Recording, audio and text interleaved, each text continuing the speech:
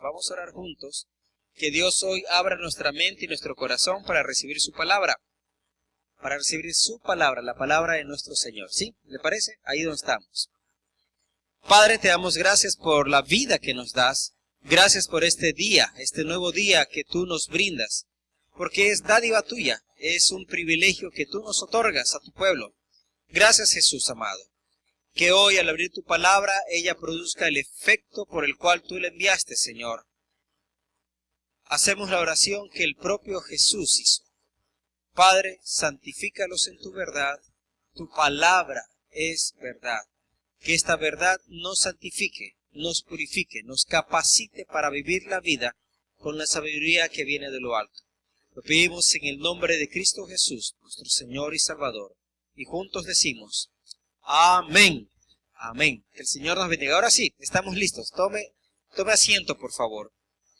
Hoy quiero que por favor abran sus Biblias en el libro de Efesios, el capítulo número 5, y vamos a leer del versículo 15 hasta el 20.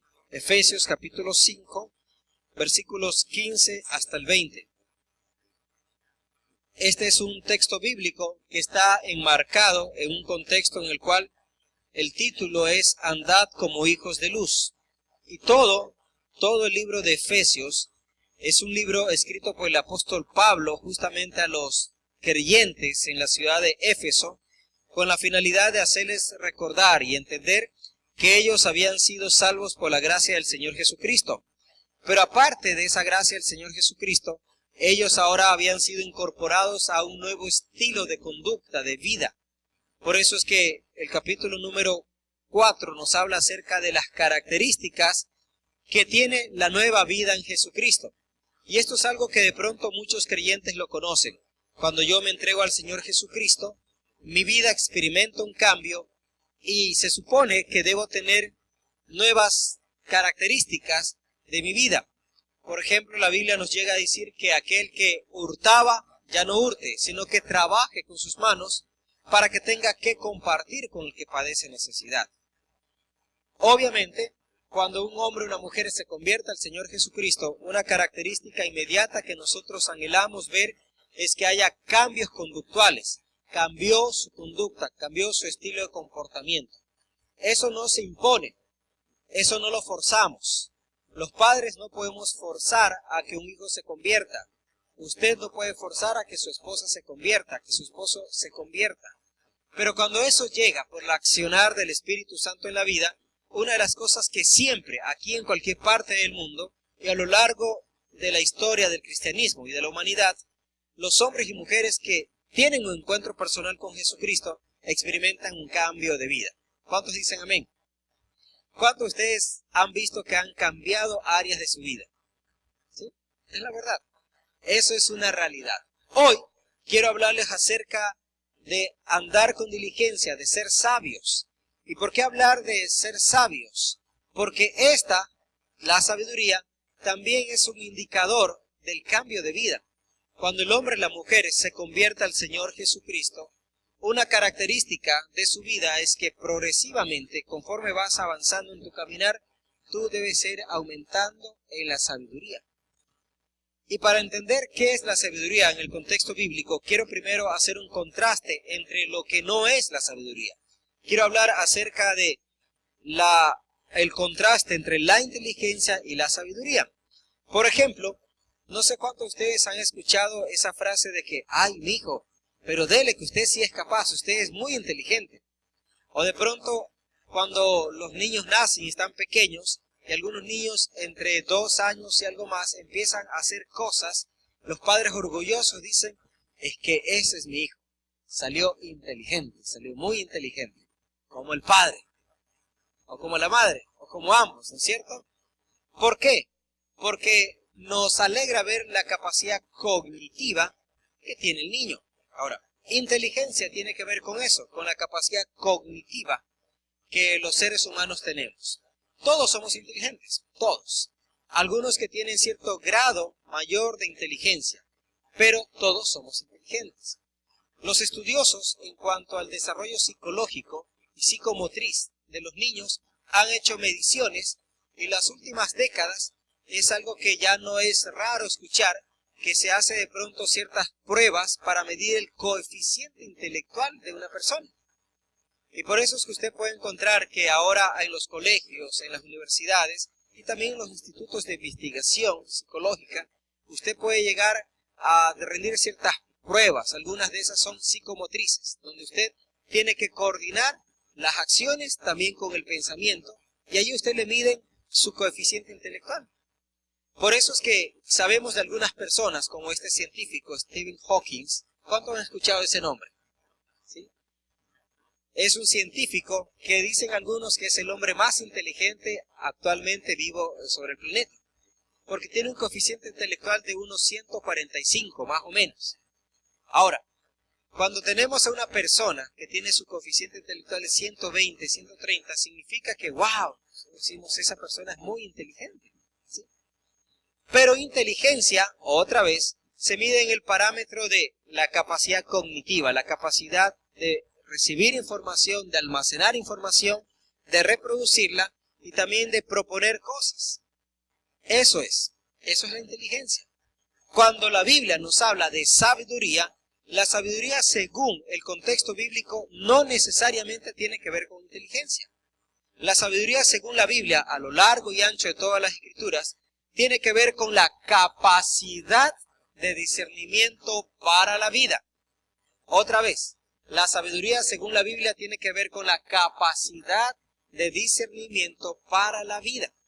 Y aquí quiero que usted se agarre bien de la silla, porque quiero que se dé cuenta que no es lo mismo tener inteligencia que tener sabiduría. Hay personas que son muy inteligentes, son brillantes académicamente, pero no son sabios. Y hay otras personas que de pronto carecen de toda la preparación cognitiva, pero son muy sabios. Porque otra vez, los parámetros para medir las dos cosas son distintas.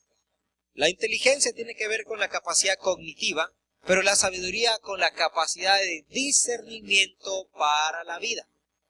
Le voy a poner un par de ejemplos. Primer ejemplo. Yo no sé si usted se ha topado con personas, pongamos el caso de una mujer, que en la escuela abanderada, en el colegio abanderada, muy inteligente la chica, ¿no es cierto? Y uno dice, a esta chica le espera un futuro brillante, ¿sí? Y va a la universidad y es una buena profesional, pero de pronto se enamoró de un muchacho que cuando la gente empieza a ver, dice, pero ¿qué hace ella con ese muchacho? No trabaja, no estudia, no hace nada, pero sí que tiene pinta, ¿no? Pero de ahí en adelante no hace más nada. Y los dos muchachos se enamoran, se casan, y el resto de la vida, él de pronto solamente vive a expensas de ella, ¿no es cierto? Y la gente dice, pero ¿dónde toda esa inteligencia se le fue a los pies a esa mujer? ¿Por qué? Porque tomó una mala decisión para la vida. Es inteligente, es brillante académicamente, pero no es sabia. Tomó una decisión no tan correcta. O un hombre, otro ejemplo, que de pronto es muy inteligente, es muy hábil para los negocios. Y si usted le hace una prueba de coeficiente intelectual, se va a dar cuenta que él es muy capaz, muy brillante. Pero en cambio, toma decisiones desacertadas con su negocio. Y porque ve por allá que algo está bueno, que le llama la atención, se mete, y después que se mete, se da cuenta que se equivocó. Y lleva para la quiebra a su negocio y lleva detrás de sí a ser sumida en un fondo de presión y de problemas a su familia. ¿Por qué? Porque le faltó sabiduría. Así que quiero que se dé cuenta que la Biblia tiene mucho que enseñarnos en este tema. Porque una característica de la nueva vida en Cristo es que aprendemos a ser sabios.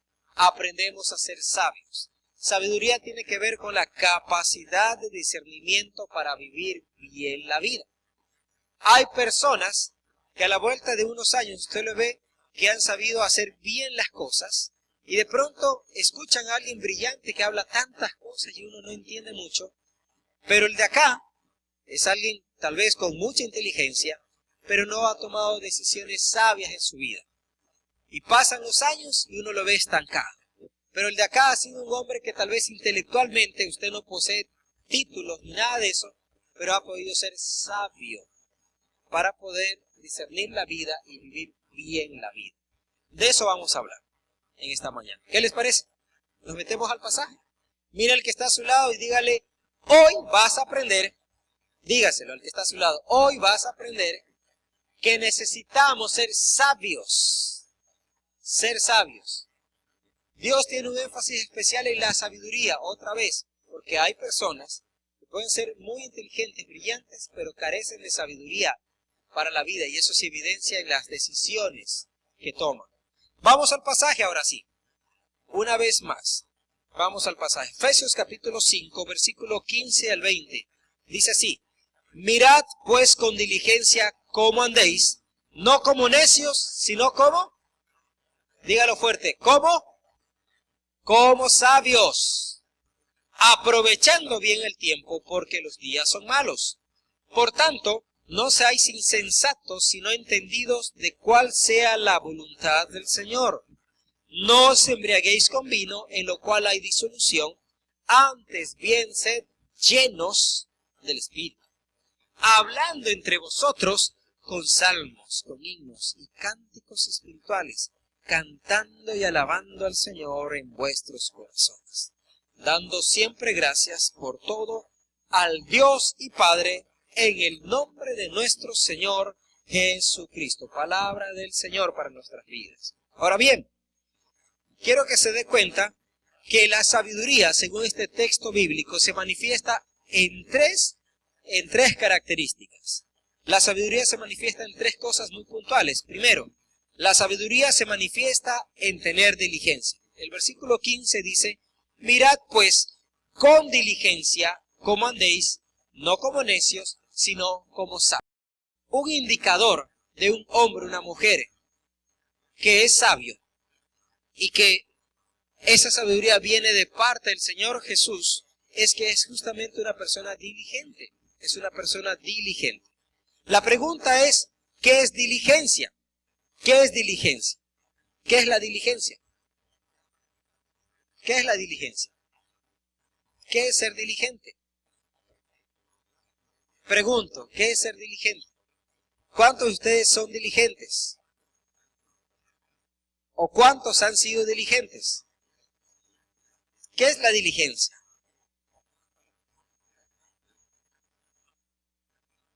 Pero eso es una palabra que lo usamos, ¿no es cierto? Por ejemplo, yo recuerdo que cuando yo era pequeño, permítanme moverme un poquito, yo recuerdo que cuando yo era pequeño, a veces mi mamá cogía y se ponía a conversar con nosotros y nos decía cosas como, por ejemplo, que hagan esto y háganlo con tiempo. No seas negligente. Y nos decía esa palabra, no seas negligente. Pero nosotros no entendíamos muy bien qué era la negligencia. Solamente escuchábamos lo de ser negligente. Y a veces nosotros, después mi mamá llegaba y nos castigaba por algún asunto. Y nosotros todavía no entendíamos por qué nos castigaba. Pero después nos dimos cuenta que era porque él ya nos había dicho, hagan algo. No nos decía cuándo lo hagamos, pero nos decía que lo hiciéramos. Y pasaba el día, ¿y qué creen? No lo hacíamos. Y después llegaba ella y nos castigaba. Y ahí nos decía, no sean negligentes. Pregunto a las madres que están acá, ¿cuántas de ustedes han usado esa palabra de ser negligentes? Negligentes, la negligencia. Alce la mano. Por allá, ¿no es cierto? ¿Cuántos hijos han sido castigados por negligencia? Con confianza. Sí, ¿no es cierto? Porque la negligencia se le entiende como el hecho de que nosotros no hacemos las cosas en el tiempo correcto. Diligencia es eso. Lo contrario a la negligencia es adelantarse a las cosas. Es hacer con tiempo. Un estudiante se llama estudiante, ¿saben por qué? ¿Por qué? ¿Por qué? Porque estudia ¿qué? Estudiante. Estudia antes. Claro. Tú te matriculas en un curso en la universidad, te matriculas en el colegio y sabes que te vas a graduar de pronto del colegio. Y que los exámenes que tienes que dar para entrar a la universidad son en 2 meses. No vas a esperar 2 semanas antes para estudiar.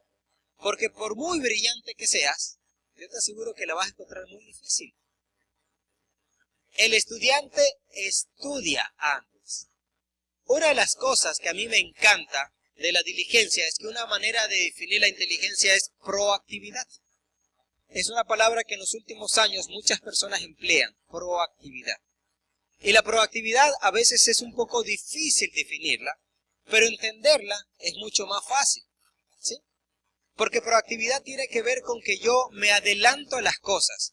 Voy viendo que esto va a pasar y como veo que esto va a pasar, me adelanto a la jugada. Por ejemplo, fíjense en dónde está ese, ¿cómo se llama? La canasta de las ofrendas de allá y dónde está esta.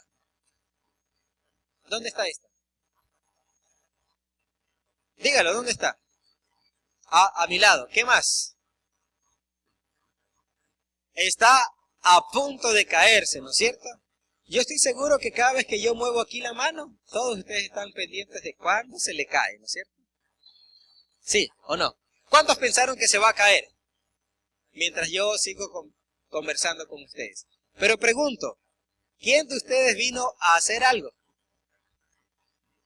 La proactividad es eso. Entonces yo veo, eso se le va a caer al pastor. Ya mismo lo tumba, ¿cierto?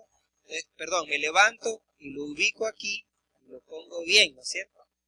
Eso es proactividad. Y la diligencia nos enseña eso. El hombre, la mujer que es sabio, que posee sabiduría de Dios, es un hombre proactivo, que se adelanta a las cosas. Yo veo que esto va a pasar con el negocio antes, me adelanto. Meses antes, algunos años antes se adelantan. Por eso cuando vienen situaciones, hay hombres y mujeres de Dios que están listos y saben aprovechar la oportunidad. Otros las ven pasar, ¿sí? El que constantemente, por ejemplo, los estudiantes, está estudiando, se va preparando, se va adelantando. Tal vez ahorita no, inmediatamente no. Pero como es proactivo, llega un momento en el cual tiempo adelante está listo cuando se presentan las ocasiones de la vida. Y por eso la Biblia nos habla de que aprovechemos bien el tiempo. Nos habla justamente de que no andemos como necios, sino como sabios. Un indicador de la sabiduría de Dios en tu vida, de que eres un hombre o una mujer sabia, es que eres diligente. Mira al que está a tu lado y dile, una señal de la sabiduría es que eres diligente. Diligente. ¿Sí? Eres proactivo. Te adelantas a las cosas. Sabes que eso va a pasar y antes tú te adelantas. La mayoría de las personas nos quedamos a veces. Ya se va a caer, se le va a caer, se le cayó. Veíamos que eso iba a pasar, pero no hacíamos nada. ¿Me estoy explicando? ¿Sí? ¿Está claro? Se da cuenta que entender el concepto es más fácil que definirlo a veces con tanta palabrería. Y eso está aquí en la Escritura. Mirad pues con diligencia cómo andéis, no como necios, sino como sabios, haciendo oportunamente lo que se debe hacer. Amados hermanos, hay cosas que cuando las hacemos tardíamente, bueno, qué bueno que pasó. Al fin sucedió, pero ya el tiempo no era el apropiado. No era tan apropiado, ¿sí? Hay cosas fuera de tiempo que de pronto pierden su importancia, su eficacia. Hay otras en las cuales usted, aunque pase el tiempo, el cronos, el kairos de Dios es en ese momento, y está bien, es el kairos de Dios. Pero el asunto es que tenemos que ser diligentes. Hay cosas que ahora usted tiene que hacerlas, que después no es que van a ser malas, pero usted se va a dar cuenta que hubiera sido mucho mejor si usted hubiera optimizado con diligencia ahora el tiempo, ¿sí? Voy a ponerle un caso. Usted es un joven de 18 años y tiene la oportunidad de estudiar en la universidad, ¿no es cierto? Ahora, puede hacerlo ahora. Pero por alguna razón usted dice, no, y se fue por allí, ¿no es cierto? 20 años más tarde regresa y dice, no, ahora sí voy a estudiar. Como tienes capacidad cognitiva e inteligencia, claro que puedes hacerlo. Y como siempre digo a los jóvenes o a las personas, nunca es tarde para que lo hagas. Pero la gran verdad es que va a ser un poco más difícil para ti. ¿Por qué? Porque a los 18 años, disculpe lo que voy a decir, no tenías perro que te ladre, ¿cierto? Solterito y flaco. A los 38 tienes tus hijos, tienes tu esposa, tienes todo, ¿no es cierto? Y la prioridad es que ellos salgan adelante ahora. Si lo haces y te pones a estudiar en buena hora, y va a ser siempre un desafío, pero tú sabes que te va a costar un poco más, porque tienes otras cosas que demandan de ti. De pronto ahora es el tiempo en el cual tú te das cuenta de eso. Pero yo he escuchado mucha gente que dice, vea, ¿verdad, pastor? Si yo a los 18 años me hubiera puesto las pilas, me hubiera dicho, ahora es el tiempo, tal vez otra fuera la realidad. No es que están negando que Dios les va a ayudar, les ayuda, sí, pero faltó diligencia. ¿Me estoy explicando? ¿Sí? ¿Me estoy explicando? Mira al que está a su lado, sonríale y dígale, tienes que ser diligente. Esa es una señal de la sabiduría. Primer indicador, la sabiduría se manifiesta en la diligencia, haciendo oportunamente lo que tienes que hacer. Tú tienes que presentar un reporte en tu trabajo y sabes que vienen 2 meses y tú empiezas como hombre loco ahí a hacerle poco a poco. Llega el momento en el cual te lo piden, todos los demás están corriendo, pero tú estás tranquilo. Tranquilo. Yo conocí a un hermano en la ciudad de Quito que cada vez que llegaban los periodos de auditoría él siempre estaba fresco, mientras los demás estaban corriendo. ¿Pero por qué? Él como viejito decía, yo voy a estar constantemente tener actualizado todo. De tal manera que le pedían todo y dice, aquí está, esto aquí está, todo en orden. En los días previos a la auditoría los demás corriendo, ay, y él fresco, como si nada. ¿Por qué? Porque era sabio, era diligente. ¿Me estoy explicando? ¿Me estoy explicando? No escucho de este oído mucho, hermanos. ¿Me estoy explicando? Amén. Segundo indicador de la sabiduría. La sabiduría se manifiesta en aprovechar el tiempo. Según el versículo 16 dice, aprovechando bien el tiempo, y da una razón. Porque los días son, ¿qué cosa? Los días son malos. Y la idea de que los días son malos no es simplemente decir, ay, estos días me ha ido mal. Sino que los tiempos cambian, los tiempos cambian. Las circunstancias que se dan en la vida van variando. No sé cuántos de ustedes han escuchado esa frase que generalmente la gente adulta dice, ay, esos tiempos eran mejor. ¿Han escuchado eso? Generalmente usted pregúntele a alguien ya mayor y diga que y le va a contestar que antes era mejor. Pregunto a los hermanos adultos que están aquí, usted que está ahí, mi hermano, ¿los tiempos de antes eran mejor que estos? ¿Sí o no? No deje para mañana lo que usted va a hacer el día de hoy. Exacto, mi hermano. Démosle un aplauso al hermano. Muy bien. ¿Sí? Ese es un dicho conocido, ¿no es cierto? Y usted va a escuchar que generalmente las personas de cierta edad dicen, uy, mis tiempos.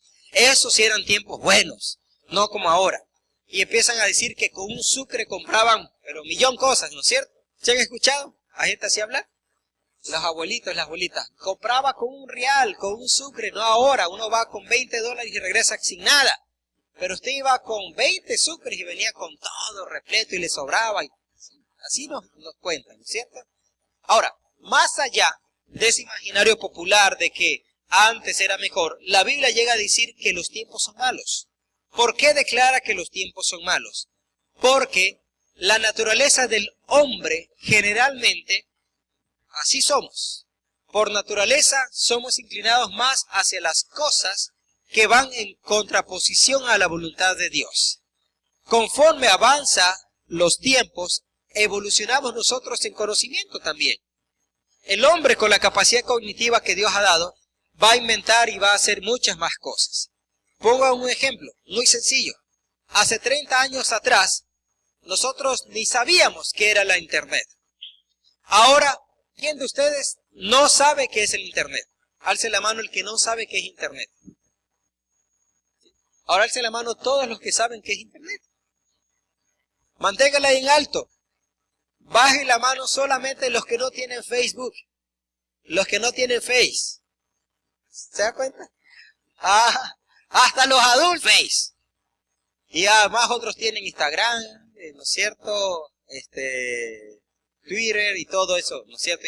Y me enteré hace unos días atrás que hay más aplicaciones todavía de cosas que yo ni sabía, ni entendía. ¿Por qué se da eso? Porque nosotros vamos aprovechando conforme avanzan los tiempos la capacidad que Dios nos ha dado.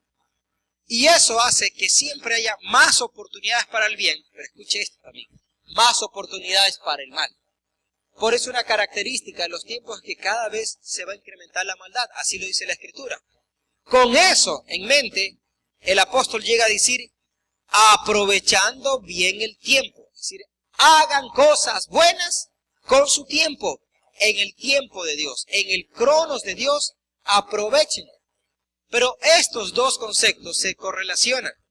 Usted no va a poder entender el cronos de Dios, el tiempo de visitación de Dios, si usted no ha sido diligente. ¿Sí? Esa es la verdad. A algunos les llega el tiempo de Dios y avanzan un poquito a sacar provecho de eso porque no se prepararon en el tiempo correcto, no fueron diligentes. ¿Me estoy explicando? ¿Sí? Le voy a poner un ejemplo que tal vez el pastor Germán se debe acordar o se haya olvidado. ¿Te acuerdas, pastor, que cuando estábamos en el proyecto, éramos niños, se armó un coro? ¿Sí? ¿Te acuerdas? La hermana Marta armó un coro y nos compraron guitarras. ¿Te acuerdas? Había ahí melódicas y todo eso. Yo no sé si tú estuviste, creo que sí, en el primero de todos en la iglesia, que compraron solo guitarras y cantábamos. Bueno, aquí donde me ven, yo fui uno de esos 5 guitarristas que participó en ese primer coro. Uno era Germán, creo que estaba David Mera, Felipe, ¿no es cierto?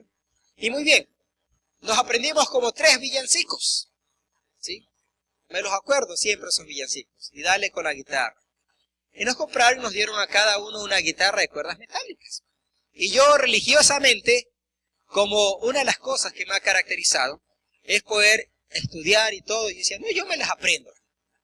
Aunque no tenía mucho talento, yo miraba que los otros más, yo decía, pero aquí me las aprendo y me las aprendo bien. Y me las aprendí bien. Y me paré al lado de ellos a tocar y también guitarré. Después nos dieron a cada uno la guitarra para que la llevemos allí y bueno, sigamos desarrollando. Yo llegué con mi guitarra y la colgué allí. Y la dejé meses. Las cuerdas se oxidaron. Cuando empecé a darle, se rompieron. Creo que por eso me la quitaron. Viendo no tiene provecho y me la quitaron. Entonces yo me molesté. Allá ellos. Ellos se pierden de tenerme allí. Y yo miraba como después ya Germán tocaba. El pastor Germán toca guitarra. ¿Sí sabían eso? Sí. Y lo hace muy bien. Solo que cuando hay otro, se le da paso a otro. ¿Sí o no, Joe? Esa es la verdad. Así que yo me resentí y dije, no, ahí queda su cosa botada. Porque al final ellos se lo pierden. Pasaron los años y yo miraba como otros, hasta mi hermano menor ya tocaba la guitarra y muy bien, y yo me daba vergüenza, porque alguna vez toqué algo, pero ahora no me sabía ni los acordes, no me sabía nada, absolutamente nada. Y pasaron muchos años allí, en los cuales yo dejé. Cuando llegué a estudiar al seminario, ya siendo un joven, yo me di cuenta que allí se necesitaba gente que tocara.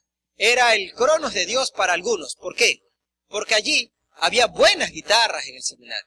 ¿Sí? Yamaha y otras más que le daban, a ver, usted toca, tome, para que usted repase y usted sea uno de los que toque en los cultos. Así que le daban buenas, y yo miraba esas guitarras y las tocaba y decía, yo alguna vez toqué. Y dice, ¿tú tocas algo? Sí, la toco. Nada más. Llegó el cronos, pero yo no había sido diligente. Me faltó sabiduría para la vida, me estoy explicando. Años después, por necesidad, visitando iglesias, había iglesias donde nadie tocaba nada, y yo dije, Señor, ayúdame a recordar, y me compré un cuadernito y empecé ahí dándole, hasta que a duras penas me aprendí 3 ritmos, y con esos 3 ritmos yo adaptaba todas las canciones a esos 3 ritmos, ¿sí?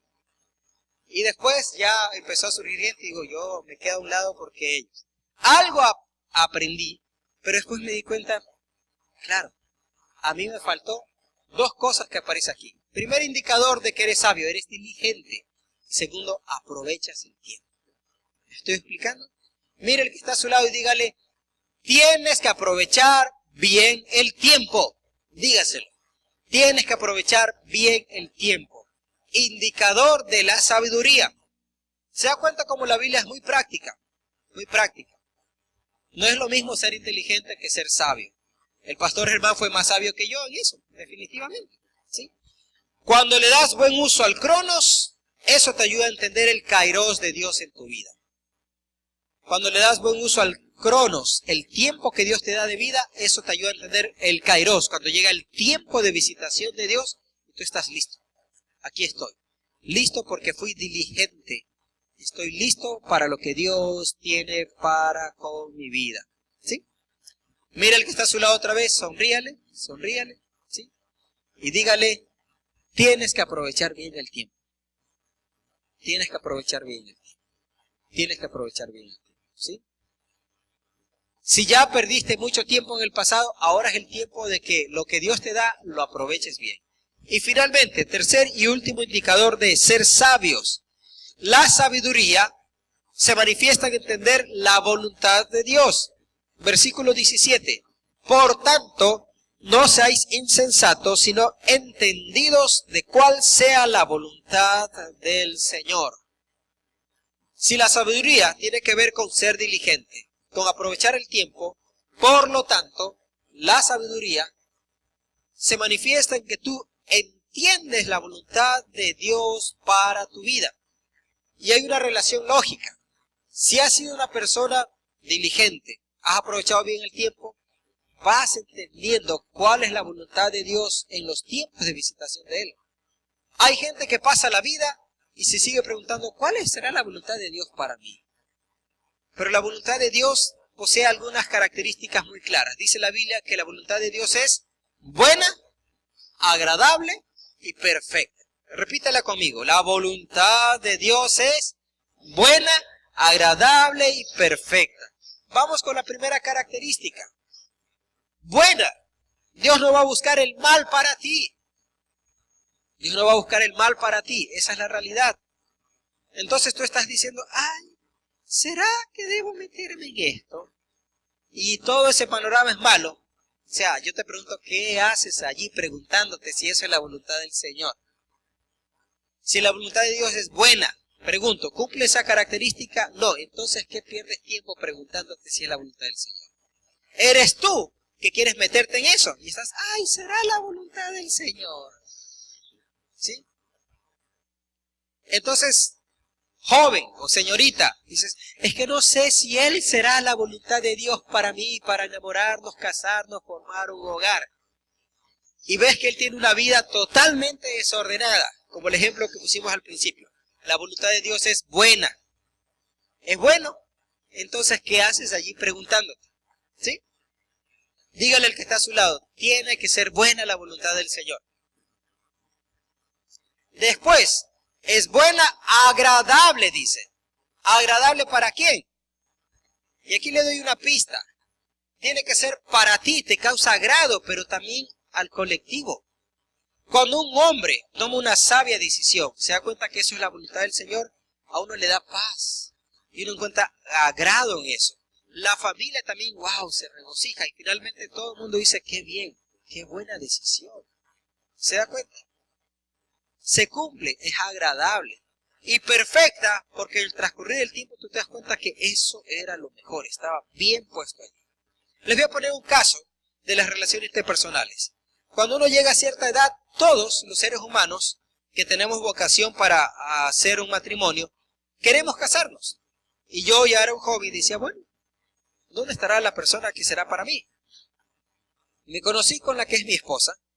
Y bueno, ella es una mujer muy callada. Con las personas que ya tiene confianza ya habla bastante y molesta bastante.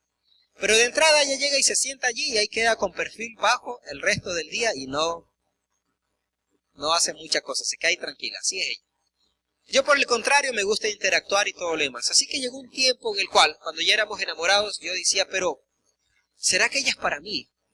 Y lo que sucede es que me empezó a llamar la atención otra chica y yo inconscientemente estaba comparando, diciendo, es que ella es esto y la acá es lo de acá. O sea, ella tiene esto, pero la acá tiene esto. Y cada vez que comparaba, miraba a la que era mi enamorada así. Iba bajando, menguando, y la acá la miraba como... Y por ahí se acercó alguien diciendo, pero Pablo, tienes que pensar la voluntad del Señor. Porque tú como que con todo lo que Dios te está guiando, te mereces a alguien así como que vayas a la par, ¿no es cierto? Y dices, claro, ¿no es cierto? Sí. O sea, en otras palabras, por acá es la cosa. Así que un día yo llegué y le dije a mi esposa, le dije, ¿sabes qué, Eunice? Mira, si en algún momento tú te das cuenta que esta relación no avanza, que no es la voluntad del Señor, ten la libertad con confianza de decírmelo. Yo lo voy a entender. Y está bien, pues si así es, está bien, ¿no es cierto? O sea, le estaba endosando a ella.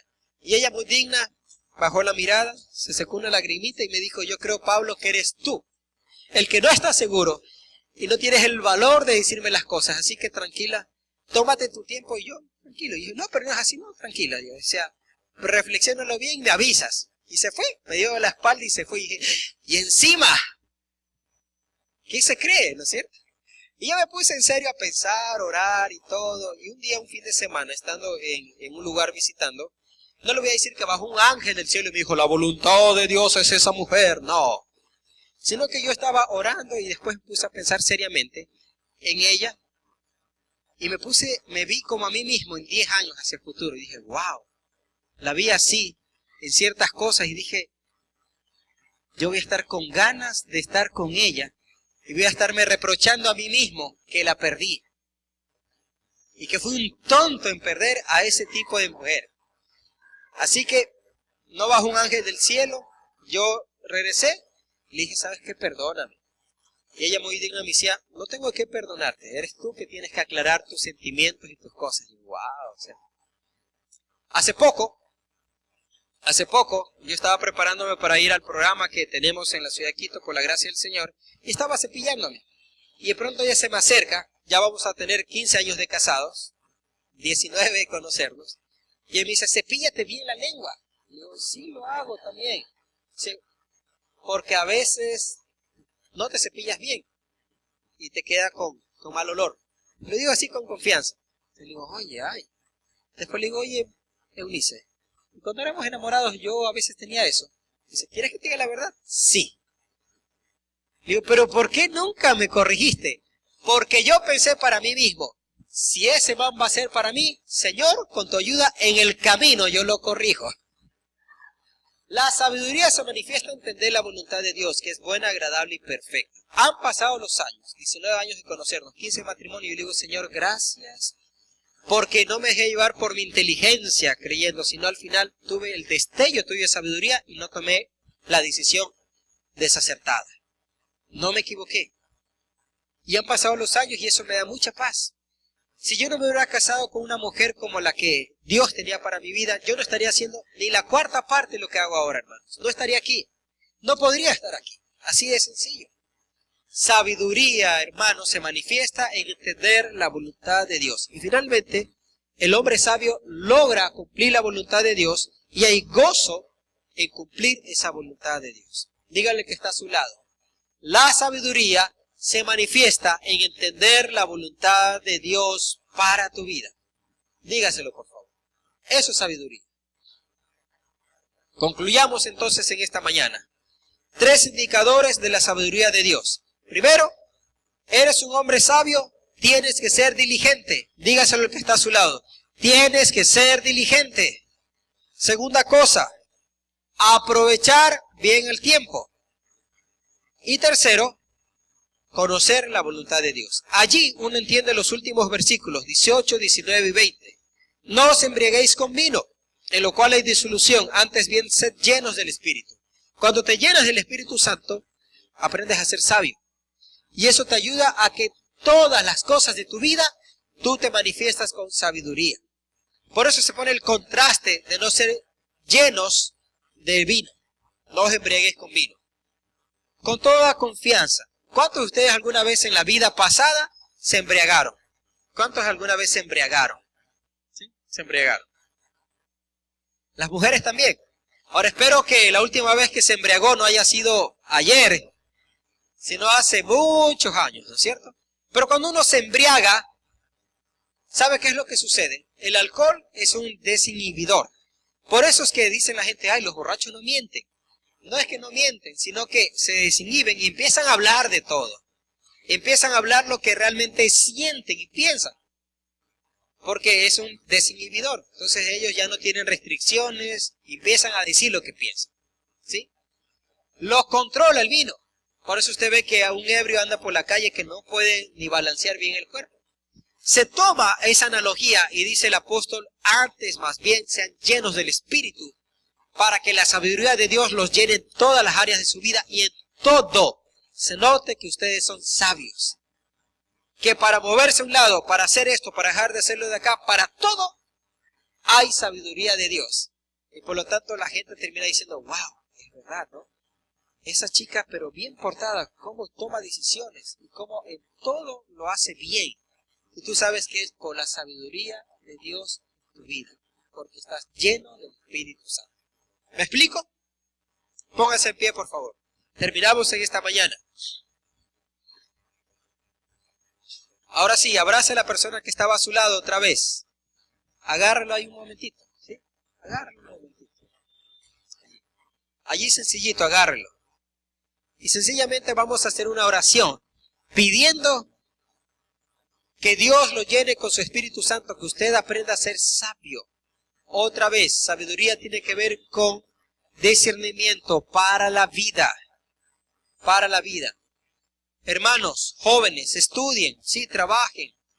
Pero de nada te sirve trabajar y tener muchos negocios, muchos recursos si no eres sabio. Si eres un hombre inteligente, brillante para los negocios, pero por tanto negocio estás perdiendo tu familia, créeme que un día lo vas a lamentar. Porque llegará un día en el cual seas viejo y otro que no la trabajó tanto como tú va a gozar de todos esos bienes y vas a haber perdido el tiempo de gozarte con la familia, de transmitir valores a la familia, y aunque fuiste muy inteligente, no tomaste una decisión sabia. ¿Sí? Jóvenes, estudien, prepárense, tengan un título, sean profesionales para bendición de nuestra nación, para transformación de la ciudad de San Lorenzo, para hacer cosas grandes para el Señor. Pero eso no te hace ser sabio. Si no aprendes a tener sabiduría de Dios para tomar buenas decisiones en tu vida, cuidado con que, aunque seas un ingeniero o lo que sea, te conviertas en una persona insensata. ¿Sí? Por eso es necesario la sabiduría de Dios. Ore conmigo y pídale estas 3 cosas que el Señor le dé a la persona que usted está abrazando. Señor, yo te pido que tú le des sabiduría, que este hombre, esta mujer, sea diligente. Pídale que sea diligente, el Señor. Señor, ayúdalo a ser diligente. Señor, ayúdalo a que aproveche bien el tiempo. Como dijo un hermano, que no deje para mañana lo que hoy hay que hacer. Y tercera y última cosa, que esa sabiduría se manifieste en que entienda la voluntad de Dios para su vida. Amén.